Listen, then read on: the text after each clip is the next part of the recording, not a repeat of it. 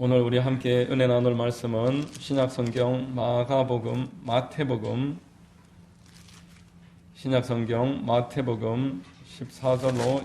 14장 22절로 33절입니다. 신약성경 마태복음 14장 22절로 33절입니다.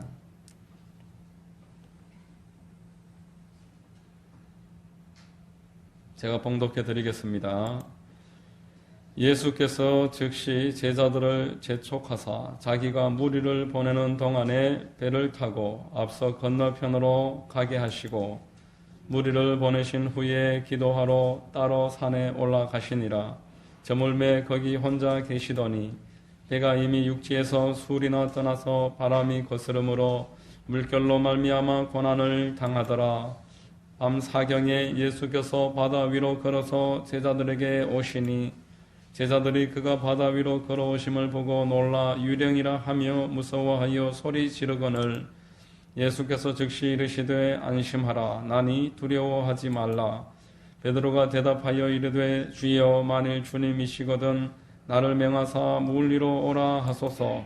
오라 하시니 베드로가 배에서 내려 물 위로 걸어서 예수께로 가되 바람을 보고 무서워 빠져가는지라 소리질러 이르되 주여 나를 구원하소서 하니 예수께서 즉시 손을 내밀어 그를 붙잡으시며 이르시되 믿음이 작은 자여 왜 의심하였느냐 하시고 배에 함께 오름에 바람이 그치는지라. 배에 있는 사람들이 예수께 절하며 이르되 진실로 하나님의 아들이로소이다 하더라. 아멘. 할렐루야. 주일 오전 예배 나오신 여러분들 주님 이름으로 환영하고 축복합니다. 우리 옆에 분과 한번 인사하시겠습니다. 참 잘 오셨습니다. 참 잘 오셨습니다. 만나서 반갑습니다. 저는 봉독해드린 마태복음 22장 이하의 말씀을 통해서 예수님이 선택한 사람, 이와 같은 제목으로 말씀을 전하겠습니다. 성령님이 여러분 모두에게 큰 은혜 더하시기를 바랍니다. 여러분, 예수님이 떡 5개로 그리고 물고기 2마리로 남자만 5,000명을 배부르게 먹이고 12광주리를 남겼다라는 본문과 지금 바로 연결해서 동시에 일어난 사건이 오늘 본문입니다. 성경은 이 오늘 본문을 통해서 우리에게 분명한 메시지를 주시기를 원합니다. 본문에 여러 사람들이 나오는데 하나님은 이 여러 사람들 각자에 관해서 어떤 뜻을 말씀하고 계십니다. 우리가 오늘 본문을 통해서 우리가 어떤 사람이어야 하고 예수님이 어떤 사람을 사용하시는지를 같이 한번 말씀으로 은혜를 나누겠습니다. 첫 번째, 예수님 주변에 많은 무리가 있었습니다. 22절로 23절에 예수께서 즉시 제자들을 재촉하사 자기가 무리를 보내는 동안에 배를 타고 앞서 건너편으로 가게 하시고 무리를 보내신 후에 기도하러 따로 산에 올라가시니라. 저물매 거기 혼자 계시더니 이렇게 말했습니다. 수만 명에 달하는 사람들이 예수님 주변에 모여서 하루 이틀 사흘 식음을 전폐하고 그 말씀의 황홀경 속에서 은혜를 넘치게 받았습니다. 그러나 그들이 육신에 속한 자로서 배가 고팠고 예수님은 그들의 그 배고픔을 긍휼히 여기시고 배불리 먹여 주셨습니다. 이 작은 어린아이가 가지고 있는 도시락 그 떡 5개와 물고기 2마리를 가지고서 대략 한 2만에 달하는 그 많은 사람들을 배불리 먹이시니까 이 사람들의 눈이 휘둥그레지면서 대단히 흥분했습니다. 야, 이 사람이다. 정말 우리가 기다리던 우리 지도자가 될 만한 사람이 이 사람이다. 이 사람만 이제 따라다니면은 아무 문제가 없을 것이다. 로마의 압제로부터 우리를 구원해 줄 정치적인 메시아 드디어 왔구나 이러면서 흥분을 했습니다. 그러나 여러분, 예수 그리스도께서는 그 사람들에게 긍휼을 베푸셨다고 할지라도 이제부터 그 사람들과 계속 함께하면서 그 사람들의 뜻대로 움직이시는 그런 분은 아니다라는 것입니다. 이스라엘 민족만을 위한 정치 지도자가 되기 위해서 오신 분이 아니시기 때문에 그들은 지금 완전히 허물을 켜고 있는 것입니다. 처음부터 끝까지 자기의 목적과 계획과 유익만을 위해서 몰려든 사람들이기 때문에 이들을 빨리 흩어보내지 않았다가는 예수님이 지금 공들여서 양육하고 있는 제자 이 12사람까지도 문들기 십상이었습니다. 그래서 예수님은 그들과 제자들을 신속히 분리하신 것입니다. 그들이 예수님을 계속 따라다니면은 영적인 유익을 혹여라도 얻을 수 있겠지만, 그러나 예수님의 제자들은 그렇지 않습니다. 아무런 유익이 없습니다. 여러분, 썩은 사과와 싱싱한 사과를 같이 광주리 속에 놓아두면은 혹시라도 썩은 사과가 싱싱한 사과의 영향을 받아서 싱싱해질 수 있겠습니까? 그런 가능성이 없습니다. 오히려 싱싱한 사과가 썩은 사과 때문에 더 빨리 썩어버리는 것입니다. 잘못된 생각을 가진 사람이라고 할지라도 무조건 많이 데려다만 놓고 많이 모이기만 하면 된다라는 것은 세상적인 사고방식입니다. 복음은 나중에 때가 되면 전할지라도 일단은 어떤 세속적인 이야기, 인간관계 이야기, 가정생활 이야기, 그런 이야기들을 많이 해서 사람들을 많이 모으자. 이런 것은 교회가 세상에서 힘을 잃어버리고 손가락질을 당하는 바로 그 지름길이 됩니다. 마태복음 5장 13절에 너희는 세상의 소금이니 소금이 만일 그 맛을 잃으면 무엇으로 짜게 하리요 후에는 아무 쓸데없어 다만 밖에 버려져 사람에게 밟힐 뿐이니라, 이렇게 말했습니다. 여러분, 예수께서는 많은 사람들을 데려다가 그들의 뜻대로 따라다니는 그런 분이 아니시고, 한 사람이라도 제대로 복음을 전해서 거듭나게 한 다음에 제자로 양육을 하면은 그 사람이 성령 충만 받은 다음에는 한 민족을 바꿀 사람이 된다라는 것을 아셨습니다. 그래서 지금 이 제자들을 위해서 몸소 배려를 하신 것입니다. 그들과 분리하시고 산에 올라가서 기도하셨습니다. 아버지 하나님, 이 연약한 우리 제자들이 세상에 물들지 말게 하시고 이 오병이어의 사건을 잘못 해석해서 하나님 나라보다 세상 나라에 빠져들지 말게 하시고 이들이 잘 양육받아서 하나님을 위해서 아름답게 쓰임받도록 주님 인도하여 주시옵소서. 예수님은 산에 올라가셔서 제자들을 위해서 기도하신 것입니다. 여러분, 예수님은 지금도 동일하십니다. 예수님은 여러분들 한 분 한 분에게 관심이 있는 줄로 믿습니다.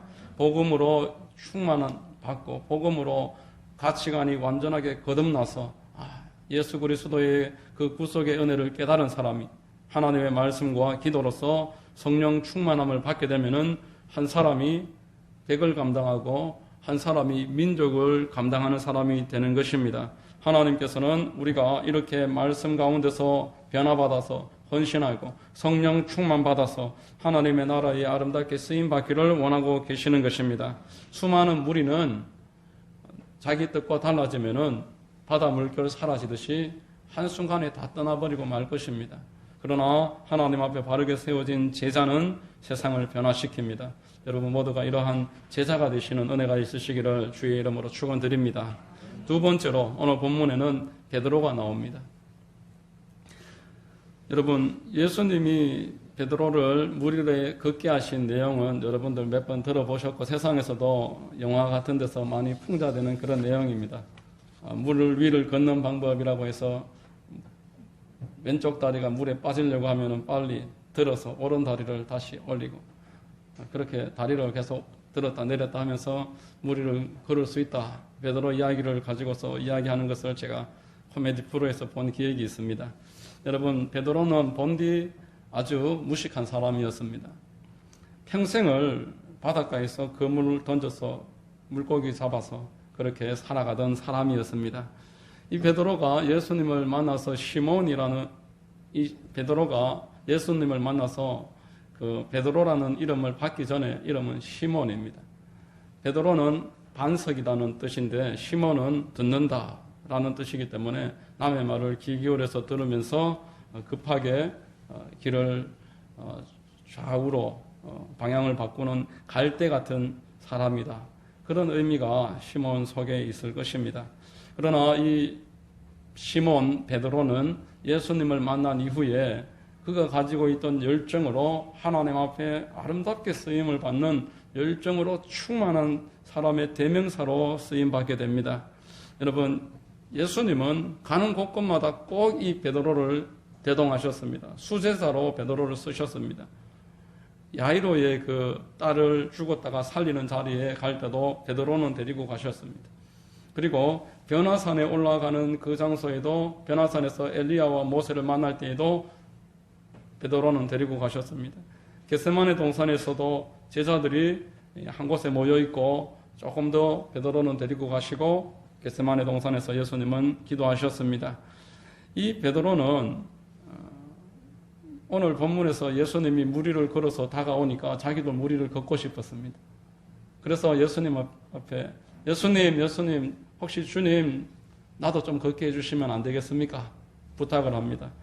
마태복음 14장 28절에 베드로가 대답하여 이르되 주여 만일 주님이시거든 나를 명하사 무리로 오라 하소서. 여러분 잠깐이지만 무리를 걸은 유일한 사람이 베드로가 아닐까 생각합니다. 잠깐이지만 베드로는 예수님과 함께 무리를 걸었습니다. 이 사람의 그 호기심, 담대함이 무리를 걷게 하는 하나의 그 출발이 되었습니다. 그러나 열정만 앞서고 아직까지는 성숙하지 못한 사람이라서 가만히 이제 바다를 보고 풍랑이 치고 물결이 있는 것을 보니까 정신이 번쩍 드는 것입니다. 내가 이러다가 물에 빠지면 어떡하지? 그렇게 두려운 생각이 들자마자 이제 믿음이 사라졌습니다. 여러분 두려움은 믿음을 잠식시킵니다. 여러분들이 가지고 있는 두려움을 쫓으라고 성경에서 말하는 이유가 여기 있습니다. 두려움은 우리의 믿음을 빼앗아가고 예수 그리스도로부터 부여받아서 능력 가운데 있다가도 두려움이 생기면 빠져들어갑니다. 이때 베드로가 다시 예수님 앞에 부르짖습니다. 마태복음 14장 30절에 바람을 보고 무서워 빠져가는지라 소리질러 이르되 주여 나를 구원하소서. 여러분 예수님이 부활하셔서 그 호숫가에서 물고기 잡고 있는 제자들을 찾아오셨을 때에 다른 제자들은 이렇게 배를 지어서 물가로 올라가는데 베드로는 물속으로 뛰어들어 버립니다. 또 오늘 물 위에 걷겠다고 나서서 물에 빠지지를 않나? 뭐 이런 사람이 다 있을까? 베드로를 보면서 그런 생각을 안 할 수가 없는데 그러나 이런 베드로의 모습이 하나님 앞에 아름답게 보이고 귀하게 보이고 쓰임받은 동기가 되는 것입니다. 여러분 베드로는 내가 주님과 함께만 할 수 있으면 아무래도 상관없다. 내가 주님 선택하면은 책임은 주님이 지시지 내가 그 끝까지 다 계획하고 그것까지 계산하면 쓰임받지 못할 것이다. 기회가 사라질 것이다. 나는 언제나 주님 제일 옆에 있는 사람이 되어야지. 나는 주님 편에서 가까이 주님 이야기를 듣고 주님의 향취를 맡으면서 주님께 쓰임받는 사람이 되어야지. 베드로는 그러한 열정이 있었습니다. 여러분 하나님은 이 베드로를 귀엽게 아름답게 귀하게 보신 것입니다. 하나님은 두 라인의 사람을 사용하십니다. 실력파의 사람을 사용하시고 행동파의 사람을 사용하십니다. 하나님이 사용한 사람들은 일견 실력이 있었습니다. 모세 오경을 기록한 모세는 왕궁 교육을 다 받았고 당대의 학문에 통달한 사람입니다. 사람들이 모세 오경에 나와 있는 단어들을 분석하면서 그가 당대의 철학자여 학자 중에 학자였음을 인정할 만한 실력이 있었다. 이런 이야기들을 합니다. 바울 서신을 기록한 바울은 헬라어와 아람어와 히브리어 이 세 가지에 능통했고 가말리엘 수하에서 수학했고 당대의 대학자로 인정을 받았습니다. 종교개혁에 쓰임받았던 루터나 칼빈이나 쯔빙길리 같은 사람들은 모두가 천재라고 인정하던 당시의 수재들이었습니다. 쓰임받도록 준비가 되어 있는 사람이 쓰임을 받고 두 번째는 행동파가 쓰임받습니다. 오늘 본문에 나오는 베드로와 같은 사람. 나에게 이익이 될까 안 될까? 다른 사람이 나를 어떻게 볼까? 이것이 중요한 것이 아니라 하나님 편에 서기를 원하는 사람. 구약 성경에 그 엘리야 같은 사람들, 아세라 선지자, 바알 선지자 합해서 850명 앞에서 혈혈단신으로 목숨을 걸고 성부수를 던졌습니다. 네가 믿는 하나님이 하나님이냐, 내가 믿는 하나님이 하나님이냐, 하늘에서 불을 내리게 한번 오늘 도전해보자. 지면은 죽는 것인데 승리를 했고 850명을 그 자리에서 다 멸해버렸습니다. 또 그 19세기에 D.L. 무디와 같은 사람, 그 무디가 쓴 설교문을 읽어보면 맞춤법이나 아주 문법적으로 엉망이라고 합니다. 초등학교 교육도 겨우 제대로 마치지 못했다고 하는데 그 사람이 당대의 전도자로 쓰임을 받았던 것은 베드로와 같은 이런 앞뒤를 가리지 않는 주님의 나라와 뜻을 위해서라면은 나에 대해서 그렇게 많이 따지지 않은 그런 성품이 있었다라는 것입니다. 내가 이 일을 해낼 수 있을까? 그것이 중요한 것이 아니라 하나님의 뜻이 어디에 있느냐, 이것이 중요한 것입니다. 오로지 거기에 집중하고 순종하면은 이를 행하시는 분은 하나님이신 줄로 믿으시기를 바랍니다. 여러분, 성도가 가져야 할 분명한 의식은 일을 행하는 분은 하나님이시다라는 것입니다. 내가 일을 하는 것이 아니라 하나님이 일을 하시는 것입니다. 내가 하나님을 믿고 그 편에 서면은 나는 그분에게 쓰임을 받는다라는 것입니다. 예레미야서 33장 2절로 3절에 일을 행하시는 야훼, 그것을 만들며 성취하시는 야훼, 그의 이름을 야훼라 하는 이가 이와 같이 이르시도다. 너는 내게 부르짖으라. 내가 내게 응답하겠고 내가 알지 못하는 크고 은밀한 일을 내게 보이리라. 여러분, 야고보서 1장 17절에 온갖 좋은 은사와 아름다운 선물은 다 위로부터 빛들의 아버지께로부터 내려오나니 라고 말씀을 했습니다. 우리가 하나님 편에서 서기를 원하고 하나님이 이 일을 하신다라고 믿고 그분에게 내 자신을 드리면 행동파와 같은 이 베드로와 엘리야와 또 D.L. 무디와 같은 당대의 쓰임을 받고 하나님의 나라에 큰 영광을 나타냈던 사람으로 저와 여러분들도 아름답게 쓰임받는 은혜가 있을 줄로 믿습니다. 세 번째로, 자, 오늘 본문에는 거론은 하지 않지만 가만히 있는 사람들이 있습니다. 예수님과 베드로가 무리를 걸을 때 배 위에 누가 있었습니까? 12제자가 다 있었는데 베드로의 이름만 거론되고 있는 것입니다. 여러분, 모두 제자인데 여러분, 베드로와 야고보와 요한 외에 성경에 거의 거론되는 분들이 잘 없습니다. 그들이 무엇을 했고 어디에서 사역을 했는지 여러분들 이름도 다 기억하지 못하실 것입니다. 그 정도로 많이 일을 하지 않았습니다. 하나님이 차별하시는 것이 아닙니다. 하나님은 똑같이 보호하시고 똑같이 양육하시고 그들을 귀하게 지키시기를 원하십니다. 오늘 본문에 그 12명에게 예수님이 동일하게 관심을 가지시고 그들을 세상에서 보호하시고 풍랑에 휩쓸리지 않도록 지켜주셨다라고 분명하게 말씀을 하지만, 그러나 이 사람들은 베드로와 같은 그런 마음이 없었던 것입니다. 움직이고자 하는 그러한 열정이 없었습니다. 경기장의 선수로 부름 받았지만 벤치에 앉아서 관람을 했고 경기장에 앉아서 구경을 했던 것입니다. 여러분, 사람들이 말합니다. 가만히 있으면 반이라도 한다. 그런데 하나님의 나라는 가만히 있으면 미천도 건지지 못하는 것입니다. 하나님은 작은 일을 어떻게 하는지 거기에 관심을 가지십니다. 작은 일에 충성을 다하면 더 큰 일을 맡겨주시는 분이십니다. 마태복음 25장에 달란트 비유가 나옵니다. 5달란트 받은 사람은 일을 만드는 사람입니다. 2달란트 받은 사람은 해야 할 일은 하는 사람입니다. 1달란트 받은 사람은 해야 할 일도 하지 않았습니다. 5달란트 받은 사람과 2달란트 받은 사람은 칭찬을 받았지만 그 1달란트 받았던 사람은 그마저도 빼앗겨버렸습니다. 여러분, 하나님께서는 우리에게 무엇을 원하십니까? 하나님 앞에 매사에 의탁하기를 원하십니다. 하나님을 믿고 살아가기를 원하십니다. 하나님이 나와 함께 한다는 것을 믿고 내가 지금 이 자리에서 어떻게 해야 할까를 생각하는 것을 원하십니다. 베드로와 야고보와 요한, 베드로가 이렇게 실수가 많았고 야고보와 요한은 본래 별명이 보아너게입니다. 우리의 사람, 성격이 급하고 막 화를 잘 내고 저것들 죽여버릴까요? 막 이럽니다. 예수님 앞에. 예수님이 너가 도대체 무슨 생각을 하고 사는 사람이냐? 책망했습니다.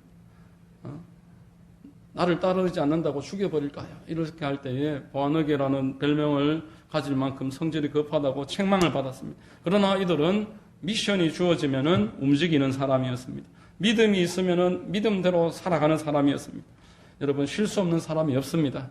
아브라함이, 모세, 다윗이 실수가 있었습니다. 오늘 본문에 베드로, 야고보, 요한 실수가 많았습니다. 그러나 그들은 하나님의 일에 쓰임받기를 원했습니다. 주저앉았을지라도 하나님 앞에서 일어섰습니다. 다시 일어나기만 하면은 어떤 생편과 어떤 죄가 있었을지라도 하나님이 다시 기회를 주십니다. 너희 죄가 주홍같이 붉을지라도 흰눈같이 희게 되리라. 진홍같이 붉을지라도 양털같이 희게 되리라. 이렇게 이사야서 1장 18절에서 말씀하신 것처럼 우리 모두에게 하나님이 또 기회를 주시는 분이신 줄로 믿으시기를 바랍니다. 마지막으로 본문에 예수님이 등장합니다. 여러분, 오늘 본문이 말하고자 하는 것은 사실 무리도 아니고 베드로도 아니고 소극적인 제자들도 아니라 예수님입니다. 예수님이 주인공입니다. 나머지는 서브입니다. 나머지는 그 다음의 사람들입니다. 성경은 예수 그리스도를 말하고자 하는 것입니다. 오늘 본문 32절로 33절에 배에 함께 오름에 바람이 그치는지라. 배에 있는 사람들이 예수께 절하며 이르되 진실로 하나님의 아들이로소이다 하더라. 이렇게 말합니다. 배에 오르는 즉시 풍랑을 멈추게 하실 수 있는 분, 우리의 모든 풍랑 가운데 예수 그리스도께서 오르시면은 그 풍랑을 잠재우실 수 있는 분, 동시에 모든 사람이 친구처럼 여겨야 될 뿐이 아니라 그 앞에 엎드려 절을 하고 하나님의 아들이로소이다라고 진심으로 경배하면서 높여드려야 될 분이 예수 그리스도인 줄로 믿으시기를 바랍니다. 여러분, 인류는 예수 그리스도를 그저 선택사항으로 여길 수 없습니다.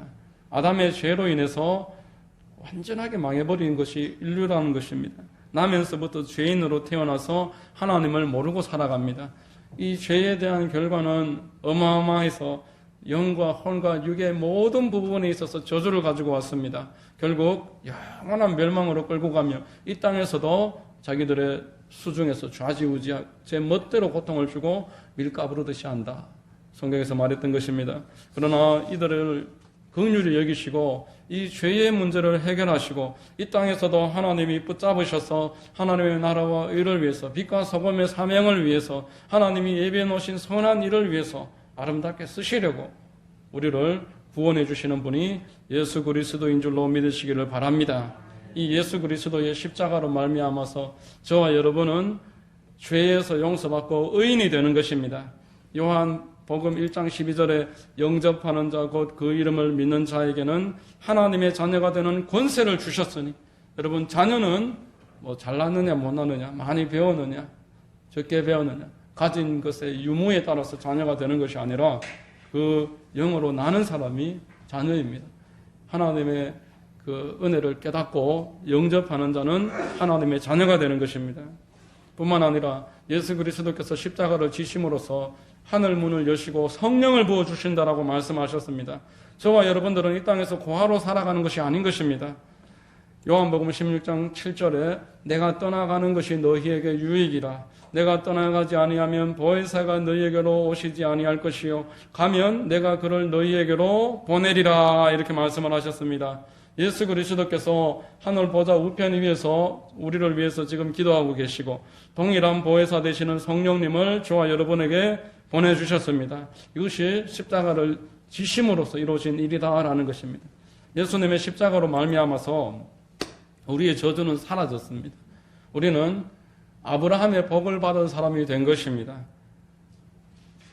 에덴의 축복은 천국에서 완성되지만 이 땅에서는 저와 여러분들이 아브라함의 복을 누릴 수 있는 사람이 되었습니다.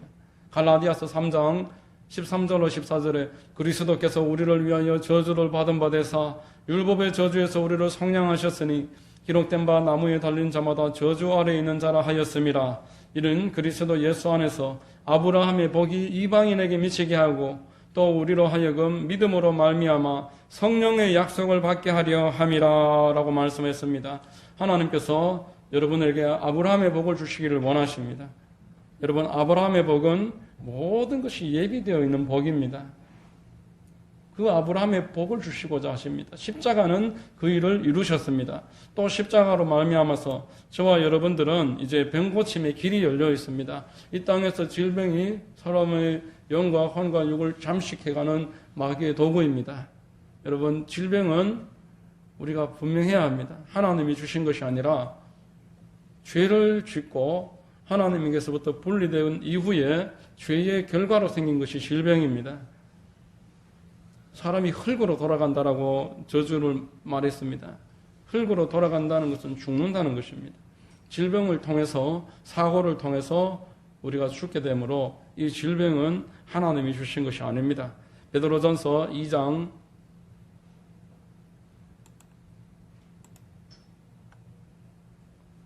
24절에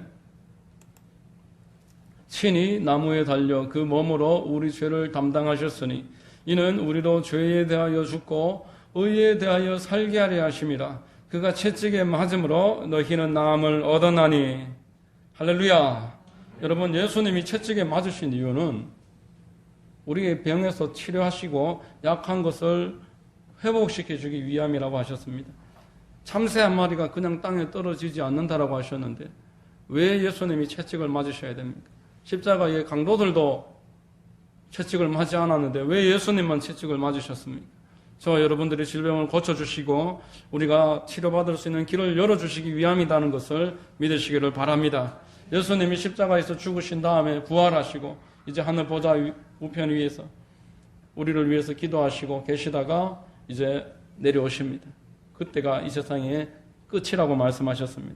예수 그리스도를 믿는 자들은 살아서 예수님이 오시면은 들림 받을 것이요, 죽어서 이미 잠자는 자들은 예수님이 오실 때 부활의 몸을 입고 주님과 함께 영생을 누리게 될 것입니다. 이것이 십자가에서 우리를 향해서 예수님이 이루어주신 하나님의 은혜인 것입니다. 그러므로 성도는 이 예수 그리스도에게 주목해야 될 것입니다. 예수 그리스도를 의지해야 되는 것입니다. 본문의 제자들과 같이 예수님 앞에 절하면서 진실로 하나님의 아들로서이다, 예수님에 대해서 분명하게 하나님의 아들이라는 의식을 가지고 계시고 그 예수 그리스도께서 나를 이처럼 사랑하신다는 의식을 가지고 계시고 그분이 지금도 나를 위해서 기도하고 계시고 그분이 나를 위해서 하늘에서 거할 집을 다 만드신 다음에 나를 데리러 내려오신다고 하셨습니다. 이것에 대한 명확한 의식을 가지시는 여러분들 되시기를 바랍니다. 진실로 하나님의 아들이로소이다, 이렇게 고백할 수 있는 사람이 가장 이 땅에서 복 있는 사람입니다. 여러분, 성경은 이 예수님을 가르치는 책입니다. 베드로도 무리도 다른 제자들도 이렇게 이제 살아있는 동안에 우리가 본받아야 될 하나의 길을 제시하는 것이지, 우리가 궁극적으로 바라봐야 될 대상은 예수 그리스도인 줄로 믿으시기를 바랍니다. 여러분, 예수 그리스도 안에서 여러분들의 모든 풍랑이 잠잠하게 될 것입니다. 예수 그리스도를 진실로 영접하는 자의 삶에는 하나님이 예비하심이 있습니다. 땅에서 하나님이 보호하시고 인도하시고 공급하십니다. 이것이 예수 그리스도를 진실로 영접한 사람들이 누리는 은혜이며 축복입니다. 주님을 보는 눈이 활짝 열리시고 날마다 주님 앞에 경배하고 기도하는 여러분들 되시기를 예수님의 이름으로 축원드립니다. 기도하겠습니다. 좋으신 하나님, 감사합니다. 말씀을 통해서 참으로 오병이어의 큰 사건이 일어났지만 우리 주님께서는 우리에게 우리가 하나님의 아들이라고 고백하고 그 앞에 엎드리고 분명한 세상을 변화시키는 일꾼으로 양육되고 성장하기를 바라고 계심을 알게 하시니 감사합니다. 오늘 우리 모두 오늘 말씀을 통해서 깨달음을 얻게 하시고 참으로 이 땅의 모든 것들을 주관하시는 하나님이신 줄로 믿고 그 발 앞에 엎드려서 경배하고 그 뜻대로 행함이 있는 은혜가 있도록 축복하여 주시옵소서. 예수 그리스도의 이름으로 감사하며 기도드립니다. 아멘.